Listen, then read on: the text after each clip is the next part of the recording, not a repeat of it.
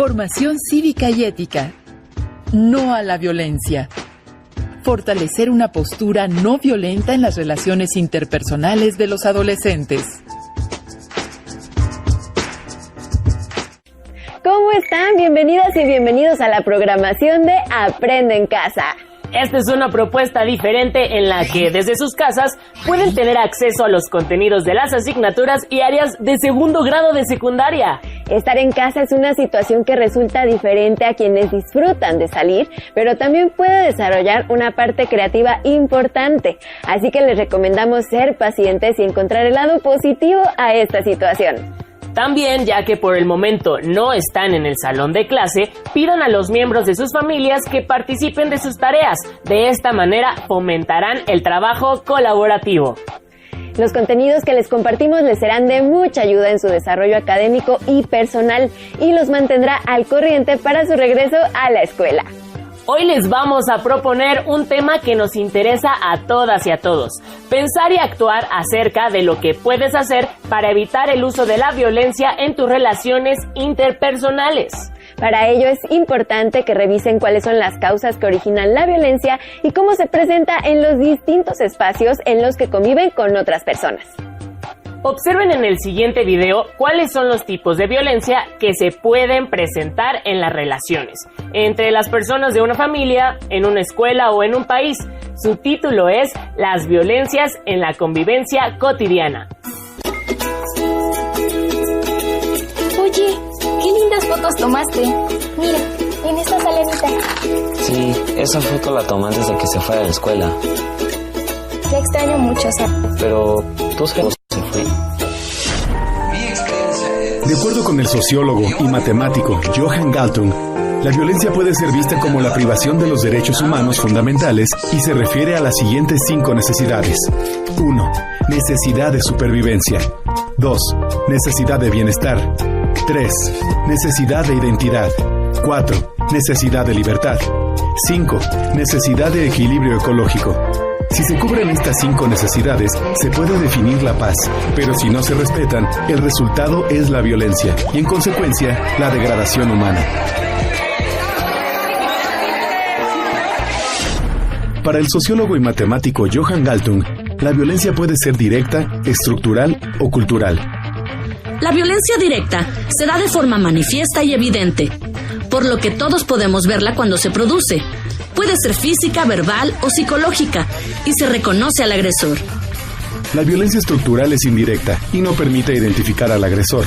Proviene de los sistemas sociales, políticos y económicos que gobiernan las sociedades en los estados o en el mundo. La violencia estructural se divide en interna y externa, según su procedencia. La primera proviene de la personalidad de cada integrante del sistema y la segunda de la misma estructura social en su conjunto.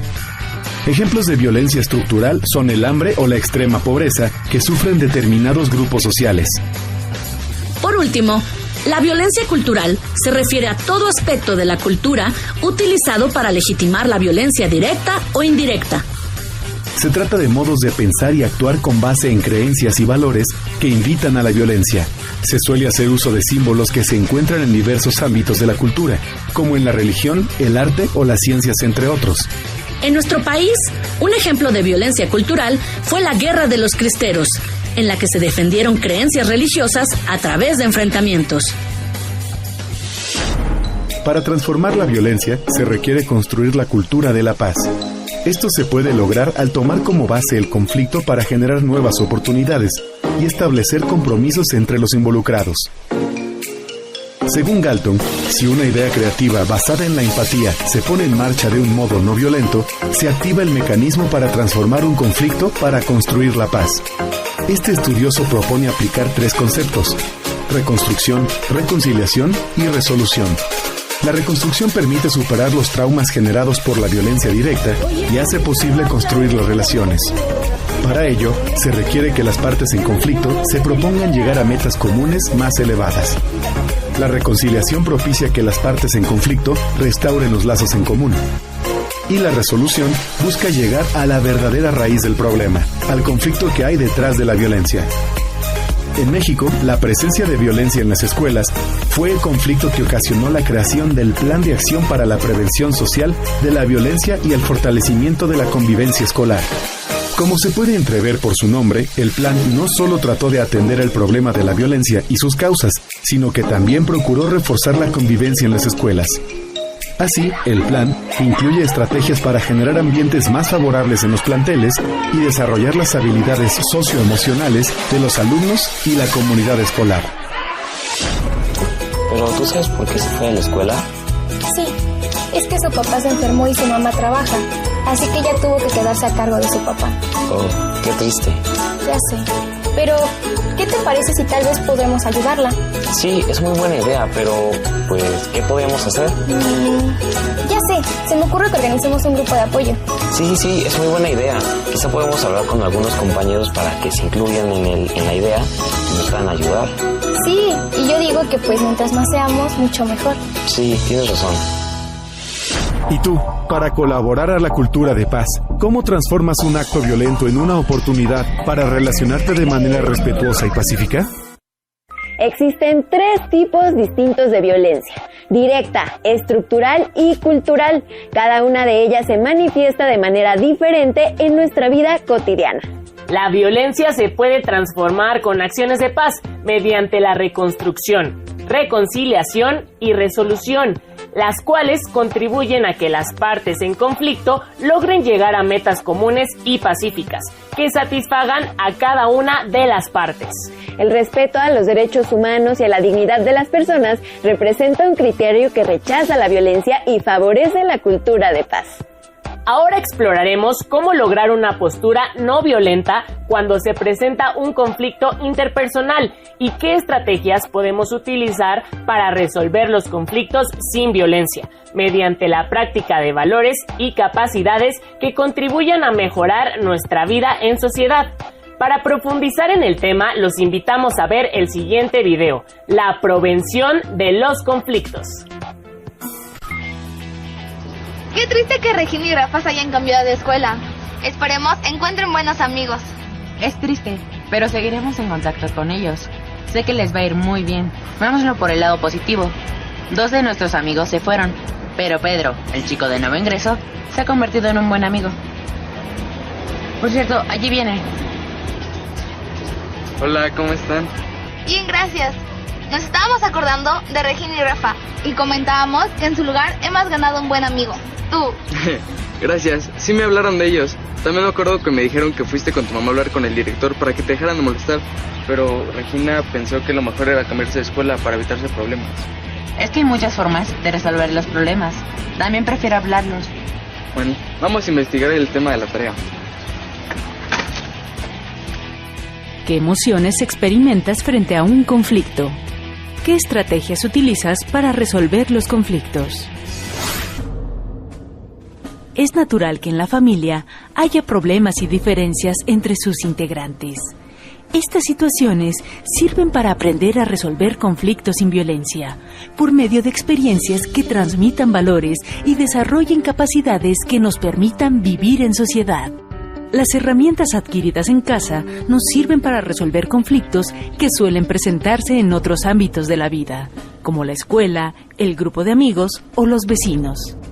Los conflictos que no se resuelven generan molestia y pueden desencadenar actos violentos. La ira y el enojo suelen conducir a la violencia, que es un acto cuya intención es lastimar, dañar, imponer o manipular a una persona para que deje de hacer algo o lo haga en contra de su voluntad. Este acto de dominio o control es ejercido por personas que tienen más poder frente a otras. Por fin lo encontré. Aquí está la definición. La prevención consiste en desarrollar capacidades, habilidades y estrategias para abordar conflictos de manera no violenta y que estos representen una oportunidad de crecimiento personal y colectivo. Por ello, se ha convertido en la base de la negociación o la mediación. Eso nos lo hubieran enseñado antes de que Regina se cambiara de escuela. Pues el director dice que hacer este trabajo nos ayudará a resolver conflictos cuando alguien nos moleste. La idea es que aprendamos lo que debemos hacer para resolver conflictos de forma adecuada y sin violencia. Algunas de las habilidades, las estrategias y los recursos para resolver las situaciones de conflicto de manera positiva son la comunicación asertiva, empatía, autorregulación de emociones, escucha activa, disposición al diálogo, entre otras. Para resolver las situaciones conflictivas que requieren regular emociones, como el enojo, necesitamos expresar lo que sentimos. Algunas herramientas con las que contamos son las siguientes. ¿Qué decir? Emitir mensajes claros que eviten confusión en la interpretación y malentendidos. ¿Cómo decirlo? Con respeto. Para ello, es preciso generar un ambiente de confianza y saber que se tiene libertad para decir lo que se quiere. ¿Cuándo decirlo? Hablar una vez que se está tranquilo y con las ideas claras, sin gritos ni enojo. También hay que saber escuchar. En un conflicto, emociones como la ira o el enojo pueden desbordarse, agravando el problema. Sin embargo, existen formas de manejarlas y no permitir que nos dominen. Respirar profundamente o pedir unos minutos para pensar. Si el enojo persiste tras el conflicto, se puede gritar en privado, hacer ejercicio o escribir una carta expresando lo que se siente y posteriormente romperla. ¿Qué haces tú cuando las emociones, como la ira o el enojo, te invaden en una situación de conflicto? ¿Qué habilidades o estrategias aplicas para resolver los conflictos? La comunicación asertiva, la empatía, la regulación de emociones, la escucha activa y la disposición al diálogo son habilidades que los ayudarán a resolver conflictos sin violencia. Esto lo conseguirán si aprenden a comunicar con claridad y calma lo que sienten, piensan y necesitan, en un ambiente de respeto y de confianza. Entonces lograrán tener una convivencia más pacífica. A continuación conocerán algunas acciones que se realizan en la comunidad y el país para rechazar la violencia, al tener una postura pacífica ante los conflictos que se presentan en una lucha social y política, en este caso con relación a la falta de agua. Observen el video Lucha sin Violencia. ¿Y el problema de falta de agua en tu colonia ya se resolvió? No, el domingo los vecinos convocaron una asamblea. El problema es que la embotelladora está acaparando gran parte del agua que llega a la comunidad para luego venderla embotellada. Así es, y no estamos de acuerdo. La asamblea servirá para definir las acciones para echar de la comunidad a esa empresa abusiva. ¿Te sirvo? En nuestro país, las manifestaciones de inconformidad y rechazo por parte de distintos grupos de personas ocurren debido a conflictos en los que existen actos de injusticia, por falta de cumplimiento de los derechos o abusos de poder. Cuando estos persisten, se convierten en luchas sociales.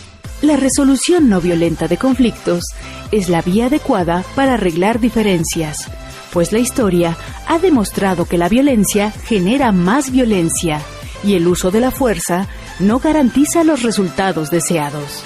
Las opciones de lucha sin violencia son variadas.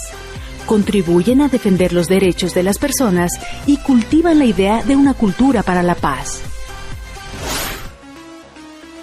Algunos de los principales conflictos que han ocurrido recientemente en México tienen diversos orígenes. La inconformidad en el resultado de procesos electorales, la demanda de presupuestos adecuados en distintos sectores de la sociedad, la violencia en contra de las mujeres, la inseguridad que se vive ocasionada por el crimen organizado y la demanda de mejoras salariales, entre otros. Algunas de las alternativas conocidas y recomendadas para dar más fuerza a los movimientos sociales fueron recopiladas por el profesor estadounidense Gene Sharp en el manual De la dictadura a la democracia.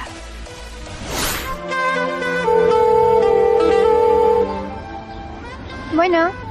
Hola, Moni. Habla Natalia. Hola, Natalia. ¿Qué pasa? ¿A qué hora será la reunión que habrá en tu colonia? La falta de agua ya está afectando a mi colonia y los vecinos estamos organizándonos para tomar acciones en contra de la embotelladora. Pero antes queremos participar en la asamblea que ustedes están convocando. Claro, será el domingo a las 12 en el Deportivo. Hay muchas personas enojadas, pero lo mejor es estar con la cabeza fría para obtener el resultado que deseamos. Muy bien, Le digo a mi mamá que me acompañen y nos explica. Está bien. Hasta mañana. Hasta mañana. Adiós.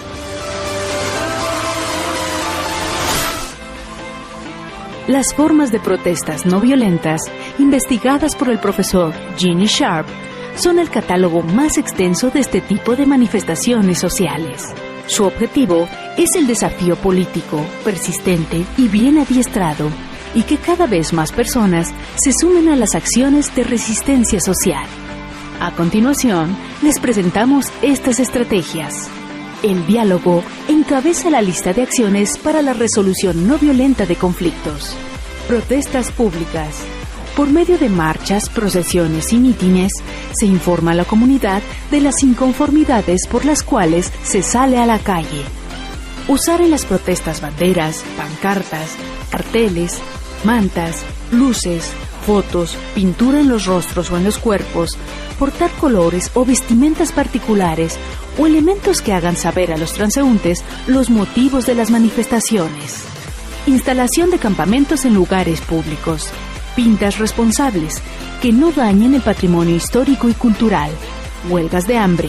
Dar vueltas alrededor de un edificio en específico. Manifestaciones arriba o debajo de las banquetas. Es importante recordar que esto afecta el libre tránsito de terceras personas, por lo que deberá hacerse de forma responsable y coordinada con las autoridades. Llevar a cabo asambleas o reuniones, abandonar un recinto o guardar silencio como protesta. Evitar consumir un producto o deshacerse de él. Negarse a participar en un acto determinado. Mostrar desobediencia civil o romper vínculos con personas o asociaciones. Organizar huelgas o huelgas inversas, ya sea acudiendo a trabajar o cerrando instalaciones. Estoy de acuerdo, Moni. Los vecinos de mi calle llevamos cartulinas y plumones. Gracias, doña Tere. Serán de gran ayuda para el plantón que haremos después en el Palacio Municipal. Solo trabajando organizados y por medio de la lucha pacífica podemos detener estas injusticias. No se les olvide. ¿Y tú? ¿Conoces la importancia de las alternativas para la resolución no violenta de conflictos? ¿Cuáles se han aplicado en tu comunidad? ¿Cuáles consideras que son mejores? ¿Por qué? En los 3 videos pudieron observar que la violencia puede presentarse en cada lugar y situación donde nos relacionamos con otras personas en cualquier ámbito. Natalia y Moni, personajes del video que acabamos de ver, representan un ejemplo de cómo los adolescentes pueden tener una postura de rechazo a la violencia y de participación activa y pacífica en la solución de problemas comunes. Ahora busquen en su memoria. ¿Alguna vez han participado en la solución de un conflicto en su comunidad? ¿Cómo fue? ¿Se resolvió de manera pacífica o llegó a haber violencia en algún momento? Luego, platiquen con algún familiar acerca de algún conflicto que hayan tenido en la casa o en la comunidad. Describan la situación.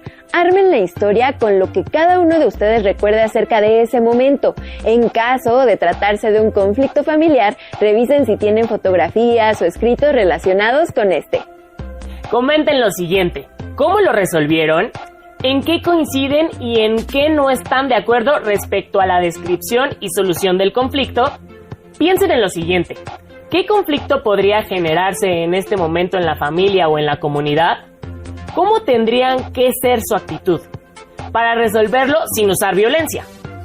Tengan presente esta frase de Isaac Asimov: la violencia es el último recurso del incompetente. La convivencia es mejor cuando se desarrolla en un ambiente de respeto, confianza, armonía y paz. Gracias por acompañarnos. ¡Adiós!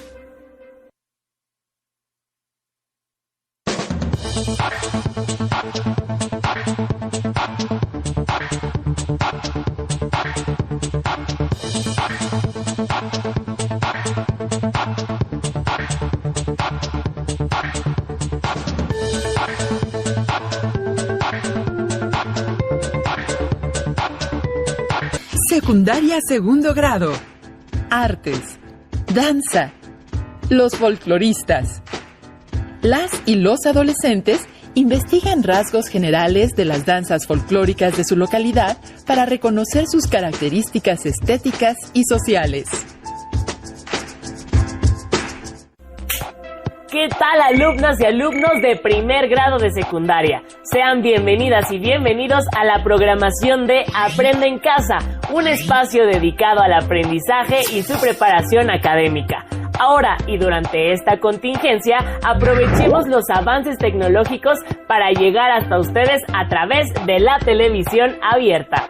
Una propuesta diferente para que desde su casa puedan acercarse a los contenidos de las asignaturas y áreas de segundo grado, los cuales les serán de mucha ayuda en su crecimiento personal y para cuando sea el momento de retornar a la escuela, una vez que hayamos logrado superar esta contingencia, durante la cual les recomendamos tener mucha paciencia e impulsar el trabajo colaborativo, para que así logremos un mejor futuro para nuestras familias y personas cercanas.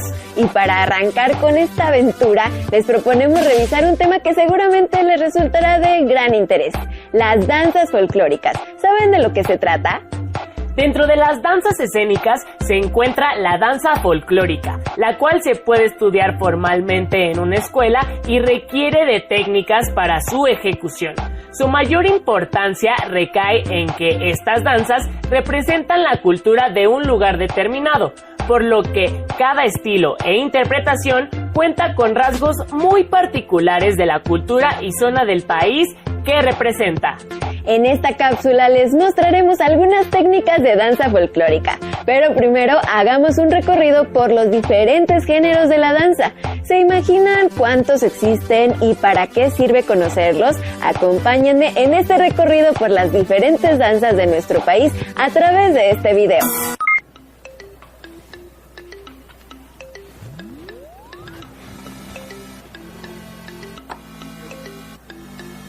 Hola, ¿cómo están? Hoy quiero platicarles que para facilitar el estudio y aprendizaje de la danza, esta se caracteriza de varias maneras. Por el género musical donde se ubica, la región donde se danza, su origen, los espacios donde se representa, la motivación de la danza y hasta la función social que desempeña. Hoy conoceremos una de esas clasificaciones, que muchos de los estudios coinciden sobre la danza. Reconocer los principales géneros dancísticos que existen en nuestro país y en el mundo, de acuerdo con la función que desarrollan y los espacios donde se representan. Desde tiempos muy antiguos, los seres humanos hemos realizado danzas con fines rituales y sagrados. Estos bailes se realizan en las fiestas patronales, en los tiempos de cosecha y las festividades locales, entre otros eventos. Algunos ejemplos son las danzas étnicas, como matlachines de Zacatecas, Xochipitzáhuatl de Morelos, pascolas de Sinaloa, negritos de Veracruz y danza de diablos de Oaxaca, entre otras. En nuestro país existen cientos de danzas rituales que tienen influencia indígena, española y africana. ¿Tú conoces otras danzas rituales o sagradas? ¿En tu comunidad se realiza alguna danza con fines rituales o sagrados? ¿Qué se baila? ¿Quiénes lo bailan? ¿Dónde se representa? ¿Conoces su origen y su historia? También, la danza se puede realizar con fines sociales. Por ejemplo, los bailes mestizos o bailes de pareja, cuya finalidad es el cortejo, el coqueteo de las muchachas, la gallardía y las destrezas de los varones. Ejemplos de estos bailes son los sones, las polcas, las jaranas y el huapango, que se baila en 5 estados de la República: Tamaulipas, Veracruz, Hidalgo, Querétaro y el Estado de México. ¿Conoces algún baile mestizo? ¿Cuáles son los bailes de pareja que se acostumbran en tu comunidad? En la siguiente categoría se incluyen los bailes populares actuales. Nos referimos a bailes finos de salón como el tango o el danzón. También a aquellos bailes que están ligados a movimientos sociales y cambios culturales como el cha-cha-cha y el mambo de los años 50, el rock and roll de los años 60 y hasta el llamado perreo que se baila con el reggaetón. Este género de la danza incluye estilos más actuales como la quebradita, pop, reggae y hip hop. ¿Conoces algún baile que se pueda incluir en esa categoría? ¿Qué baile popular te gusta más? ¿Bailas alguno? Otro género es el de las danzas escénicas, que tiene bases académicas, es decir, que se estudia profesionalmente. Requiere de una técnica muy particular para poder ejecutarla y la puedes aprender en diversas clases de danza. Es aquí donde agrupamos disciplinas como la danza clásica, la danza contemporánea, la danza española, la danza folclórica, la danza jazz y la danza árabe, entre otras. ¿Te gustaría aprender algún tipo de danza en particular? ¿Conoces en tu comunidad algún espacio donde aprender algún tipo de danza escénica? En nuestro país, la danza se baila en todo el territorio y quienes quieren hacerlo como una profesión pueden estudiarla en escuelas oficiales y universidades públicas. Hablar de danza es un tema muy amplio, ya que podemos hablar de las personas que lo practicamos por diversión o también de las personas que lo practican profesionalmente. ¿Les gustó el video? No cabe duda de que nuestro país es rico en materia cultural y eso se ve reflejado en el gran número de estilos de danza folclórica que existen en nuestro territorio. Dentro de todos estos géneros, la danza folclórica representa un espacio para destacar la cultura y la identidad de un pueblo.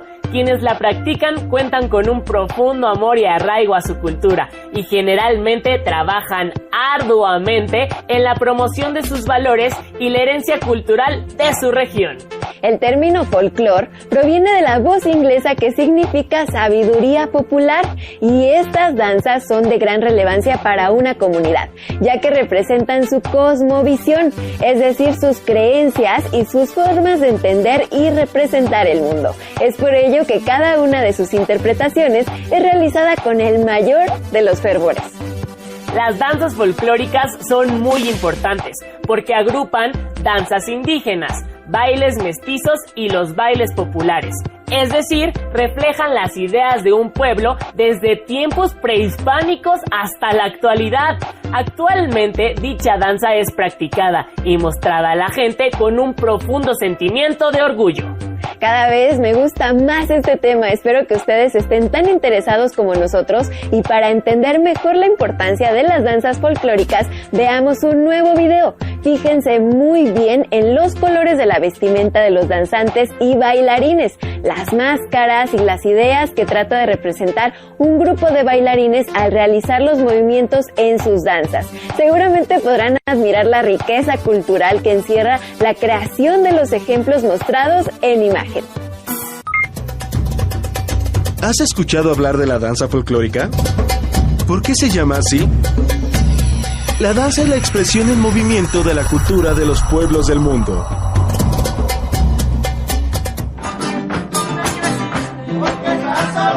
México es un país con muchas tradiciones y costumbres que reflejan su cultura. Una de las más significativas es la danza.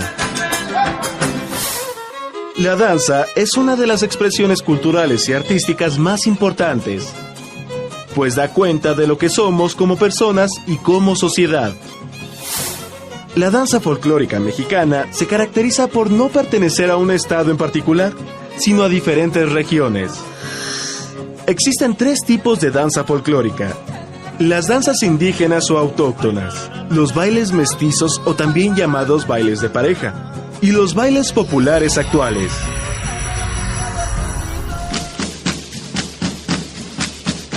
Las danzas indígenas o autóctonas se caracterizan por tener fines sagrados, rituales, mágicos y festivos. Un ejemplo es la danza de moros y cristianos. Otras tienen sus raíces en la época prehispánica,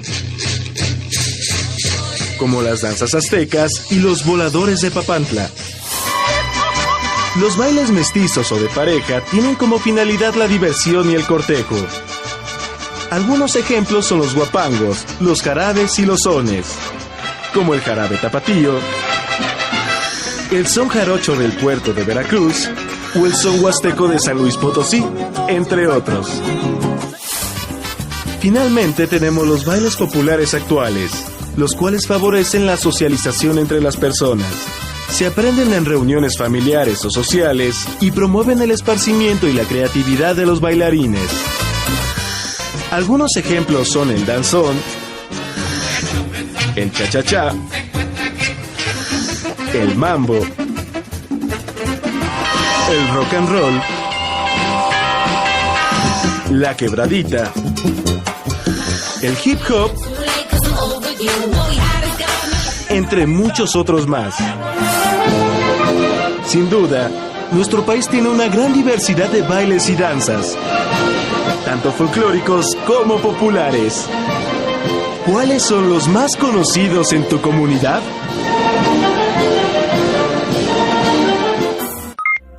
¿Se fijaron en los detalles que pedimos? ¿Apreciaron la riqueza cultural de las danzas que aparecieron en el video? ¿Qué les pareció el vestuario, pero sobre todo la pasión y la entrega con la que las interpretan? Seguramente se dieron cuenta de que los diferentes tipos de danzas y bailes pueden ser realizados en pareja, pero casi siempre se llevan a cabo en grupos. Los bailarines representan parte de su imaginario o de sus tradiciones en su vestuario. El vestuario es una pieza clave de las danzas folclóricas. Generalmente son los mismos bailarines quienes confeccionan sus propios trajes, aunque también existen grupos de personas especializadas en la confección de los atuendos y la obtención de los enseres necesarios para realizar cada una de las presentaciones. Si quisieran representar una idea o una tradición que exista en su familia, ¿cómo diseñarían su vestuario? ¿Cómo crearían una secuencia de pasos para una danza folclórica que nunca antes hubieran visto? Sería todo un reto, ¿verdad?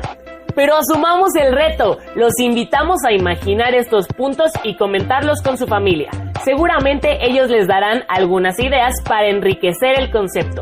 Podrían crear su propia danza o enriquecer algunas de las ya existentes. Sin duda, sería una actividad divertida que podrían hacer incluso con algunos familiares o amigos.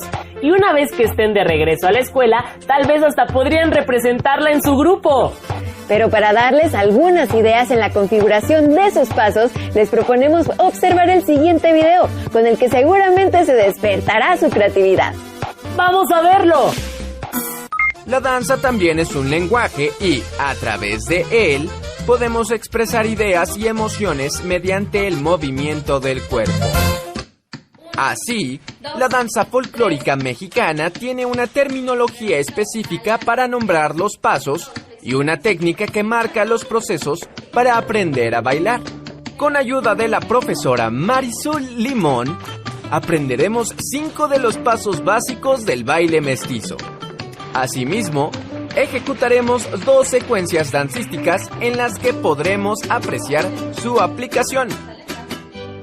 El zapateo de 3 es un paso básico para la ejecución de danza folclórica mexicana y consta del golpe de 3 plantas alternadas, entonces con una acentuación mayor en el primero, que se convierte más en una caída, entonces son acentuadas y alternados, y se alterna y se repite.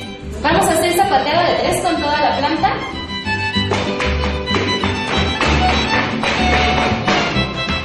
Con metatarsos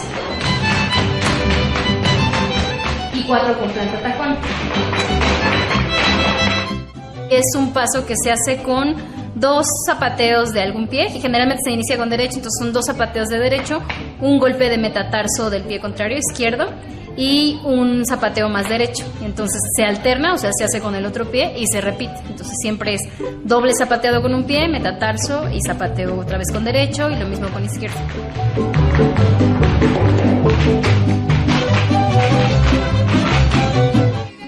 El valseado es el paso por excelencia con el que se baila el género dancístico musical que se conoce como vals, y entonces es en un compás musical de 3/4, entonces es un paso que consta de 3 pasos alternados, generalmente se inicia también con derecho. El primer paso es con una ligera flexión más pronunciada que la que incluye la posición inicial, y los otros 2 pasos, que son izquierdo y derecho, se hacen en nivel alto sobre metatarso y con las piernas no totalmente extendidas, pero sí con una extensión mayor de la flexión que teníamos. Se alterna también y se repite, entonces va en un compás musical de 1, 2, 3, 1, 2, 3, y va paso, metatarso, metatarso, paso, metatarso, metatarso. Pues se pueden combinar de muchísimas maneras, dependiendo del grado de dificultad y bueno, de la creatividad. Entonces, en esta sesión a mí me gustó hacerlo con una pieza del estado de Colima, que involucró primero una secuencia de palomos, después una secuencia de valseados que involucró vueltas y giros, y también una serie de zapateados de 3. Son 3 palomos iniciando con izquierdo, después valseados, son 4 haciendo una vuelta a la derecha, 2 con giro a la derecha, 3 con vuelta a la izquierda, y repito la secuencia de palomos, repito la de valseados,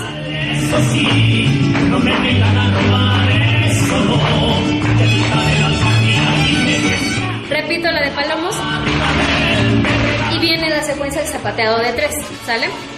2 secuencias de 5 contando cada derecho y una planta derecha más para rematar. La carretilla es otro de los pasos básicos para la ejecución de danza folclórica mexicana. Pueden ser 2 zapateados de planta. En el segundo, en vez de hacer nada más el zapateo, simultáneo ocurre la elevación de la pierna contraria. Y cuando se avanza, en vez de hacer los 2 zapateos, en el primer tiempo se hace un cepilleo de toda la planta hacia adelante, zapateo en segundo momento, alternado y repetido también.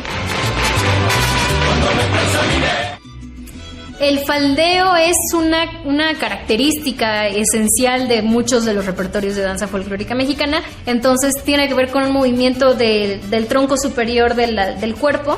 Hay diferentes faldeos, pero digamos la técnica general se enseña a la altura del hombro con la apertura de brazos, y entonces hay una circunducción que incluye la muñeca, incluye el movimiento de los dedos, la flexión, la extensión, y también incluye una apertura y cerrar del brazo sin que cruce la línea media, y entonces va aquí realizado todo con la circunducción, una flexión ligera y cómoda del brazo todo el tiempo, y entonces se utiliza con muchos de los pasos, con valseado, con carretillas, con borrachos, con repiqueteos, con zapateos alternados. Hay una secuencia que es bastante interesante, que bueno, con puras carretillas sobre un círculo se hace el trabajo del faldeo con las manos en la cintura, luego con las manos en extensión, con un brazo, el faldeo con un brazo para trabajar también como lateralmente, luego con el otro brazo, después con los 2 brazos, y que es el faldeo como algunos lo llaman en mariposa porque es al mismo tiempo adelante y atrás, y el otro que es contralateral, que es un derecho adelante, izquierdo atrás, y luego cambiamos, alternamos. Los invitamos a observar los pasos que acabamos de revisar en diferentes bailes mestizos, los cuales pueden encontrar en internet. Y, ¿por qué no? También pueden practicarlos con sus compañeros. Ahora los invitamos a practicar los pasos que hemos visto para explorar movimientos típicos de la danza folclórica. Les aseguramos que se divertirán mucho. También les sugerimos que seleccionen una de las danzas vistas en los videos e investiguen de forma más profunda algunos aspectos de ella para comprenderla mejor. Por ejemplo, pueden indagar ¿de dónde proviene la danza? ¿Cómo fue que la crearon? ¿Cuál es su significado? Y cómo ese significado se representa en su vestuario y los objetos que portan los bailarines en la danza. Quizá también la época desde la que se practica. Registren en su carpeta de experiencias los hallazgos de su investigación y coméntenlos con su familia o amigos para saber qué tan relevante les parece el tema. Finalmente, imaginen una nueva danza folclórica. ¿Qué nombre le pondrían? ¿Cuál sería su significado y su vestuario? Escríbanlo y realicen un dibujo del vestuario que imaginaron. Busquen una tarde para presentarle a su familia la propuesta, y así podrán saber si al momento de llevar la idea a la escuela podrá también resultar interesante para tus compañeros.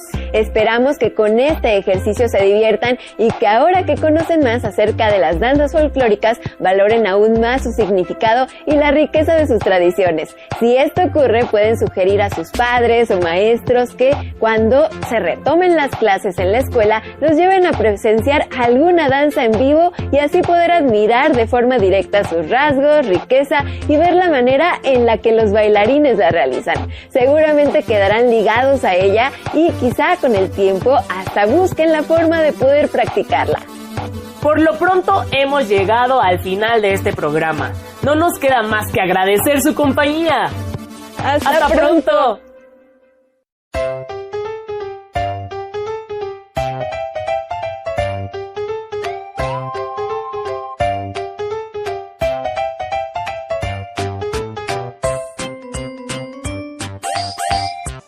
Hola, en esta pausa activa veremos la canción del Boogie Boogie. Primeramente, nos vamos a aprender la letra de la canción. Es muy sencillo. Tú vas a repetir después de mí. El Boogie Boogie, el Boogie Boogie, el Boogie Boogie, el Boogie Boogie. Y vamos a utilizar diferentes segmentos corporales. En este caso, vamos a utilizar la mano. Con la mano adentro, con la mano adentro, con la mano afuera, con la mano afuera. Sacudes tu mano, dale vuelta, con el chipi chipi chip de la media vuelta, chipi chip de la media vuelta. Esa es la canción. Ahora, la misma canción la vamos a ejecutar con diferentes partes de nuestro cuerpo. Tú vas a repetir después de mí. El Boogie Boogie, el Boogie Boogie, el Boogie Boogie, el Boogie Boogie. Con la cabeza dentro, con la cabeza dentro, con la cabeza afuera, con la cabeza le damos la vuelta, le damos sacúdela, con el chipi chipi chip de la media vuelta, chipi chip de la media vuelta. Vamos a utilizar la pierna. Con la pierna dentro, con la pierna dentro, con la pierna afuera, con la pierna afuera. Le damos la vuelta, sacúdela, con el chipi chipi chip de la media vuelta, media vuelta. Esta misma canción podemos utilizar diferentes partes de nuestro cuerpo, como con los ojos afuera, la lengua, la panza y así, diferentes partes de nuestro cuerpo. Terminando la canción, utilizaremos esta frase. Param, param, pam, pam.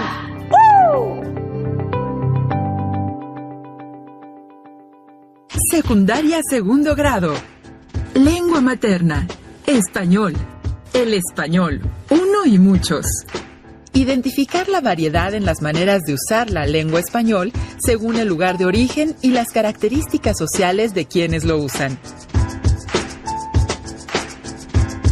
Bienvenidos alumnas y alumnos de segundo grado de secundaria a la programación de Aprende en Casa. Ahora desde su casa pueden acercarse a los contenidos de las asignaturas y áreas de segundo grado. Esto les ayudará mucho en su crecimiento personal y podrán regresar a la escuela preparados. Entrando en materia, las y los invitamos a revisar un tema de gran interés para todas y todos, la diversidad lingüística del español.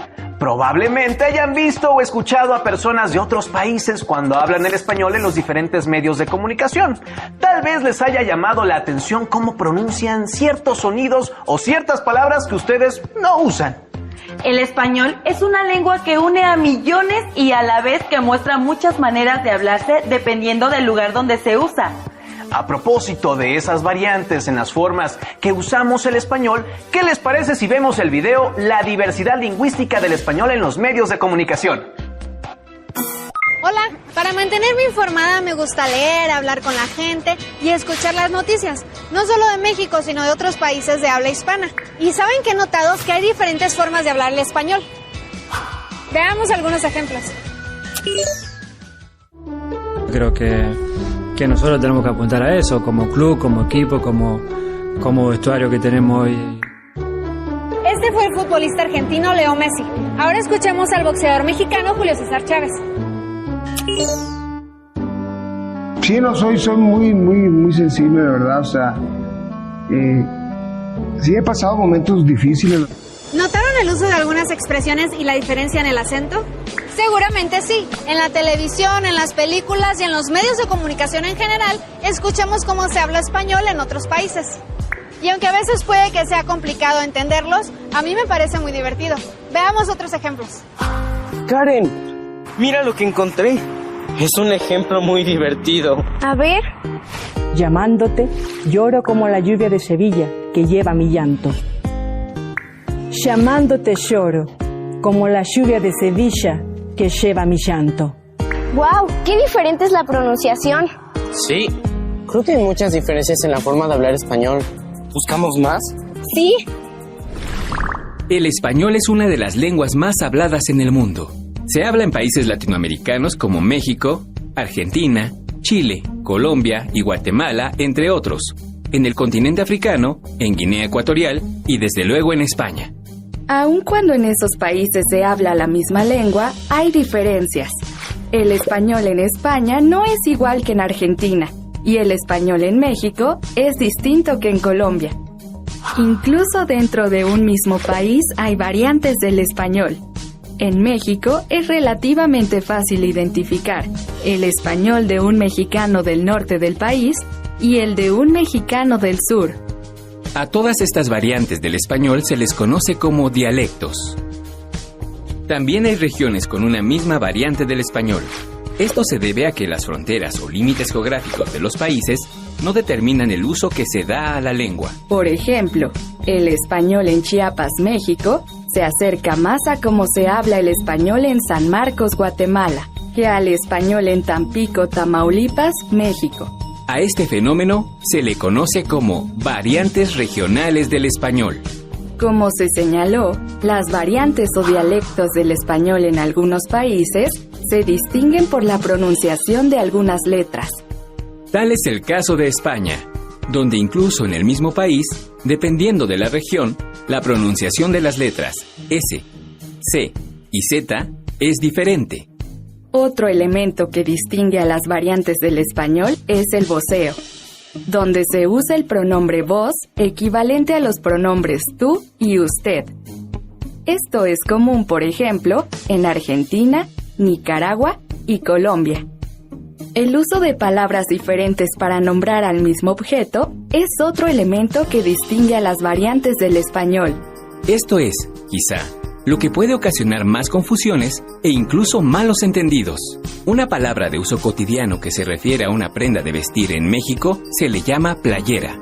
En Argentina, remera. Y en Venezuela, franelilla. Otro factor que distingue a las variantes del español es el orden de las palabras o sintaxis. En Cuba, por ejemplo, es común escuchar ¿Cómo tú estás? Mientras que en México se dice ¿Tú cómo estás? No hay que ir tan lejos para encontrar variantes del español. Por ejemplo, en el pueblo de mis abuelos en Michoacán, al bolillo le dicen virote. En el norte de México le llaman abanico a lo que en el centro le decimos ventilador. Busquemos más ejemplos de los dialectos del español. Cuando tengan la oportunidad de viajar a otros países de habla hispana o de conocer a personas de otros lugares, fíjense en su forma de hablar. Tal vez descubran más diferencias con el español que ustedes hablan. Recuerden que otra forma de acercarnos a las variantes del español sin viajar es a través de películas y programas de radio y de televisión de los distintos países de habla hispana o de otras regiones de México. Imaginen qué palabra de las que usamos cotidianamente los mexicanos serían incomprensible para los españoles. Lo interesante de las variantes o dialectos del español, cada una con sus particularidades, es que a pesar de esas diferencias nos podemos entender. Adiós. Como acaban de ver, incluso en un mismo país como el nuestro, cada región le da un toque propio y habla el español a su manera. Hay que recordar que no hay mejores ni peores maneras de usar el español, sino en qué momentos se usan y con quiénes. Vamos a conocer una forma de usar el español en otro país, para ser precisos, en Argentina, y que se usa en el baile más representativo de ese país, el tango. Los invitamos a ver y escuchar con atención el video El tango y el lunfardo. Hola, les encantará ver esto, pero también escuchen con atención. Hace rato que te juno, que sos un gil a la gurda, pretencioso cuando curda, engrupido y charlatán. Se te dio vuelta la taba, hoy andás hecho un andrajo, has descendido tan bajo que ni bolilla te dan. ¿Qué quedó de aquel jailefe que en el juego del amor decía siempre, mucha F, me tengo batallador? ¿Dónde están aquellos brillos? Y de vento aquel pacoy, que disqueabas poligrillo con las minas del convoy. ¿Entendieron la letra de la canción? Honestamente hay varias palabras que no entendí. ¿Qué querrá decir hace rato que te juno? ¿Habían escuchado las palabras curda y engrupido? Yo no. Evidentemente es un tango argentino, pero ¿por qué tiene palabras tan diferentes? Vamos a investigarlo. El tango es el baile representativo de Argentina y también es un género musical. El tango es producto de la inmigración europea y africana de finales del siglo XIX. La letra que acompaña esta música utiliza un léxico característico de la ciudad de Buenos Aires, el lunfardo. El lunfardo dice de manera diferente lo que expresa el español estándar. Por ejemplo, mujer, en lunfardo se dice mina. Hurtar o robar se dice afanar. Trabajo se dice laburo. Comer se dice morfar. Chico y chica se dice chabón y chabona. en su origen, esta forma de habla fue empleada por personas de clase baja en la ciudad de Buenos Aires y sus alrededores, y posteriormente por todas las clases sociales de Argentina. Óscar Conde, poeta, escritor y estudioso del habla popular argentino, señala que el repertorio de palabras y expresiones del lunfardo tienen un origen diverso y se utilizan junto con las palabras del español estándar. El léxico que compone el lunfardo tiene las siguientes características. Son palabras que ya existen, pero se les modifica el orden de las sílabas. Por ejemplo, jovié, viejo, fecá con chele, café con leche, gotán, tango. Son palabras que ya existen, pero a las que se les modifica el orden de las sílabas y de las letras que la componen. Por ejemplo, ortivar, batir. Son palabras que ya existen, pero se les da un nuevo significado. Por ejemplo, fierro, cuchillo, piojera, cabeza. Son palabras de otras lenguas que conservan su significado o lo extienden, y que se escriben y pronuncian conforme al español. Por ejemplo, money, del inglés money. Laburar, del italiano lavorare. Son palabras derivadas de otras palabras. Por ejemplo, locatelli, de loco. Cortina, de corto.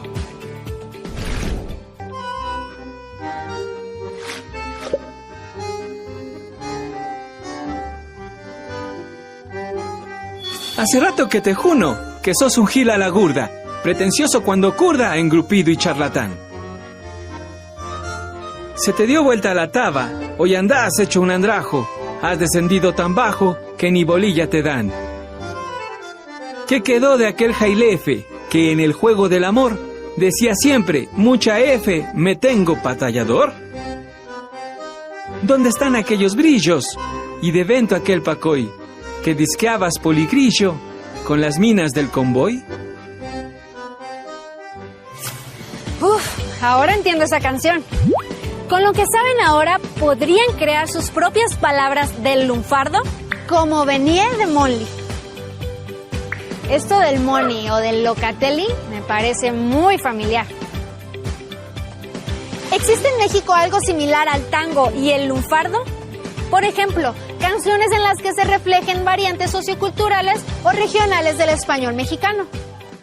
Como con bronca y junando, de rabo de ojo a un costado, sus pasos han caminado, derecho para Narval, lo lleva el presentimiento de que en aquel potrerito no existe ya el bulincito, que fue su único ideal. Ese tango está en lunfardo. ¿Podrían identificar a qué se refiere esta canción? Adiós. Como acaban de ver, el lunfardo es una variante del español propia de un grupo social que se emplea en otra expresión de la cultura. ¿Eso significa que el español también depende de quien lo habla? Precisamente, la edad, la posición social y otras características nos hacen hablar de diferentes maneras. Cada uno de nosotros tenemos diferentes formas de hablar el español. Por ejemplo, ¿se ha fijado cómo hablan en la escuela o con sus amistades o con quienes viven en su localidad?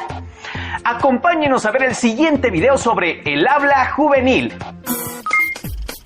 Hola. ¿Qué onda, tía? ¿Todo bien por acá? La semana pasada se puso bueno el cotorreo por el cumple del primate Moncho. ¿Cuándo te das un volteón por estos rumbos, tía? ¿Ustedes entendieron? ¿Cómo le hablan ustedes a sus abuelos, a los niños, a sus papás y a las personas mayores en general? Acompáñenme a analizar la diferente forma de hablar de los jóvenes en diferentes contextos.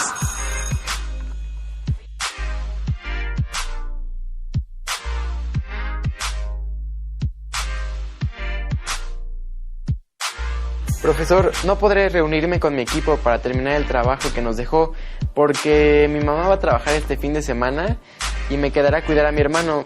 ¿Podemos entregarlo el miércoles? Está bien, no te preocupes. Gracias, profesor. Perdón. Oye, Karen, mi jefa va a chambear este fin, así que me toca echarle ojo al morro y no podré darle al trabajo que nos dejó el prof. Ya le comenté y dijo que no hay bronca, podemos entregarlo el miércoles. Ay, qué bueno.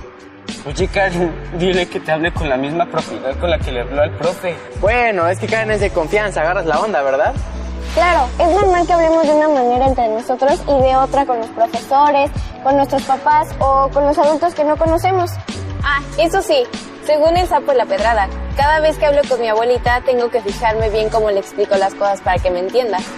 Sí, es cierto, cuando voy a justificar una falta en control escolar hablo de una manera y cuando estoy con mis cuates hablo de otra. Bueno, también depende del lugar en el que estamos. Por decir, cuando estamos en una fiesta, hablamos de una forma distinta a cuando estamos en la clase. Mi papá dice que los jóvenes hablamos así para formarnos una identidad propia, pertenecer a un grupo y distinguirnos de otros.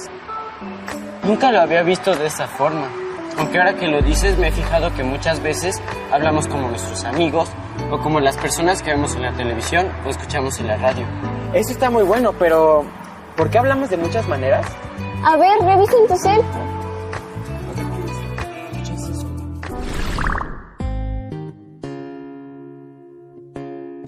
Miren, encontré algo.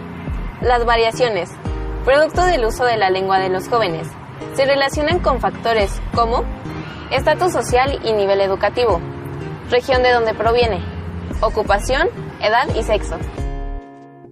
Ah, claro, ¿recuerdan cómo habla la chava de la canción La Niña Fresa? Que se le antoja la reina, la niña fresa. Ash, un banana split en buena onda, ¿no? Me llama la atención como mi primo de Tijuana dice, ¡está bien buena la party!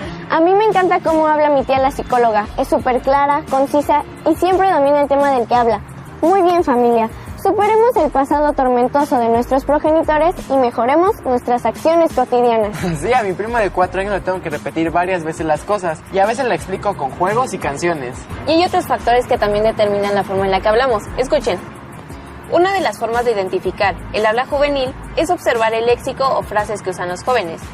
Es claramente distinguible, porque el vocabulario se adapta a sus necesidades, a su ámbito social y cultural, así como a las tendencias de la época y a la tecnología, como el lenguaje de las redes sociales.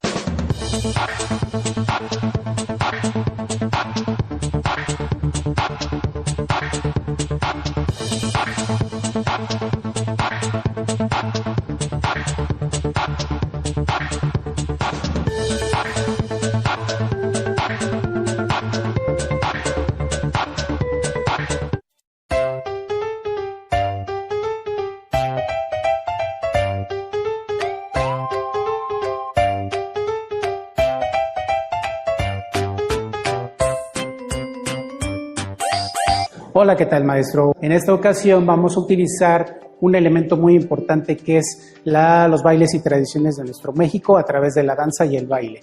Bien, vamos a empezar entonces con este elemento básico.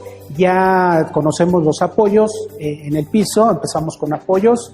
Es importante utilizar lo que es el espejo. Entonces voy a utilizar pie izquierdo, para usted sería pie derecho. Empiezo con 3 apoyos y termino con la elevación de la rodilla contraria. Vuelvo a explicarlo, empiezo pie derecho, 1, 2, 3 y elevo. Ese es todo el movimiento que vamos a realizar. Ahora lo voy a alternar, empezando con pie izquierdo. 1, 2, 3. ¿Se entiende el movimiento? Ahora lo voy a unir, lo voy a hacer alternadamente. 1, 2, 3, 1, 2, 3, 1, 2, 3 y 1, 2, 3. Esto lo vamos a ir haciendo dependiendo de las secuencias que queremos trabajar. 4 tiempos, 8 tiempos, y pudimos utilizar lo que son las direcciones derecha e izquierda, como son los flancos. Vamos a intentar hacerlo 4 tiempos de frente, 4 a la derecha, 4 atrás, 4 a la izquierda y termino de frente. 1, 2, 3, 1, 2, 3, 1, 2, 3, 1, 2, 3, 1, 2, 3, 1, 2, 3, 1, 2, 3 y 1, 2, 3, 1, 2, 3, 1, 2, 3, 1, 2, 3, 1, 2, 3, 1, 2, 3, 1, 2, 3, 1, 2, 3 y 1, 2, 3. Ahora, la posición de las manos puede ir a los costados o puede ir atrás o puede ir a la cintura para empezar a dominar la cuestión del espacio que el alumno va a realizar. Bien, este movimiento se puede utilizar de forma individual o por parejas o ya dependiendo de la creatividad que tú tengas en el aula para poder motivar a tus alumnos y poderlo hacer de manera divertida utilizando música específica de ese estado. Gracias.